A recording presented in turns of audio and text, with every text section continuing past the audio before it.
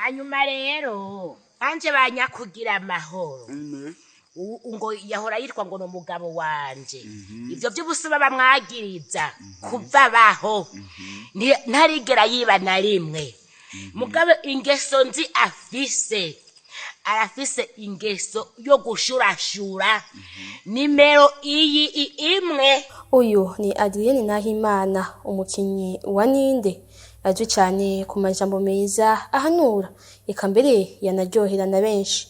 Uyu mukinyi akaba yarayitavye Imana ahitanwe n'indwara yaramaranye igihe.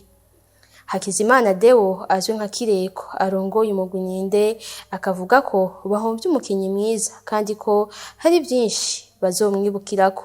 Mu batanguye yari firumara mu mugwi NINDE kandi ko yari mushaka ibyiza bijambo turabuze umuvyeyi hari ikintu yakinye twaragikinanye yende umugabo wiwe mfise umuhabara amarera asanga ndiko namusororera acaramufata ati nsomya nanje. Umwe mu bakinyi ba NINDE azwi nka Munyari nawe nyene avuga ko bahomvye umukinyi yitonda cyane. Umukinyi ameze neza kandi yitonda kandi w'umuhinga basha kandi kandi yatanguye kera. Na bamwe bakurikirana urukino NINDE nabo nyene bavuga ko bahomvye umukinyi w'akamaro ndetse ko nabo nyene bazomwibukira kuri vyinshi. Yari yatanga ubutumwa neza uko mu Musanze mu bakinyi ba NINDE mu Musanze turahomvye mu bantu batumenyeye twumviriza NINDE. Wari ugwimpanuro bw'umukazana wiwe bariko baragwanira impunzu. Tumaze kumva iyo nkuru twarababaye cyane.